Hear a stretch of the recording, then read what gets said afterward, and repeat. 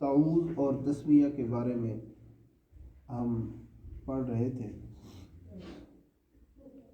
تو بسم اللہ الرحمن الرحیم کا آج دوسرا درس ہے. تو پچھلے درس کے اندر میں نے کہا تھا کہ بسم اللہ الرحمن الرحیم ایک دعائیہ کلمات ہے، یعنی یہ دعائیہ کلمات کے لیے بھی بسم اللہ الرحمن الرحیم پڑھی جاتی ہے اور اس کو استعمال کیا جاتا ہے. اچھا، اس کے لیے علاوہ لکھتے ہیں کہ بسم اللہ الرحمن الرحیم کی جو با ہے پہلی اس کی 3 حالتیں ہیں. یہ با الصاق کے لیے بھی آتا ہے، الصاق کا معنی ہوتا ہے ملانا. یہ با استعانت کے لیے بھی آتا ہے، یعنی استعانت کا مطلب ہوتا ہے مدد طلب کرنا. اور اسی طرح با تیمن اور تبرک کے لیے بھی استعمال ہوتا ہے، یعنی اس سے برکت حاصل کرنا. اس با کی 3 حالتیں ہیں اور 3 حالتوں میں سے الگ الگ اس کا ترجمہ ہوگا. اگر اس کا ترجمہ کریں الصاق کے طور پر، یعنی با اگر الصاق کو مانے تو اس کا ترجمہ بنے گا کہ میں اللہ تبارک و تعالیٰ کو اپنا ساتھی بناتے ہوئے شروع کرتا ہوں جو بڑا مہربان نہایت رحم کرنے والا ہے.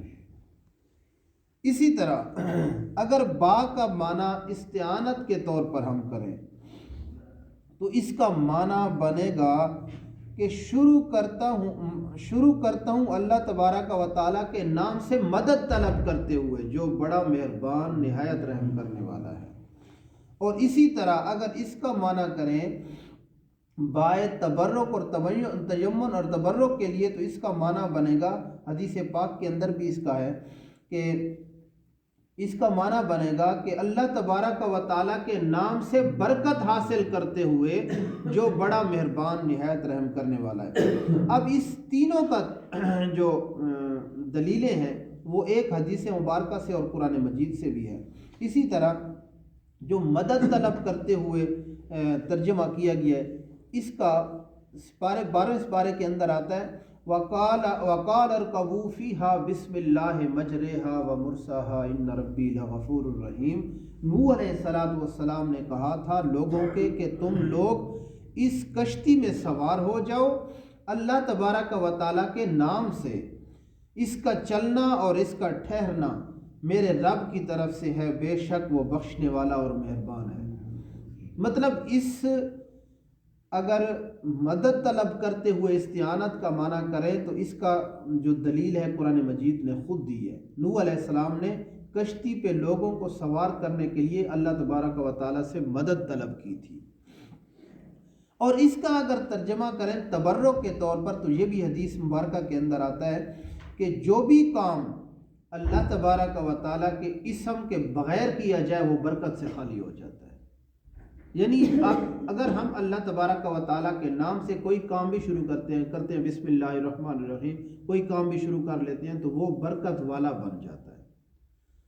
اگر اس کو ہم بسم اللہ کے بغیر کوئی بھی کام کرنے لگے، اپنے گھر کا کام کر رہے ہیں، کوئی دکان کھول رہے ہیں، کوئی کام کر رہے ہیں تو بسم اللہ کے بغیر کریں گے وہ برکت سے خالی ہو جائے گا.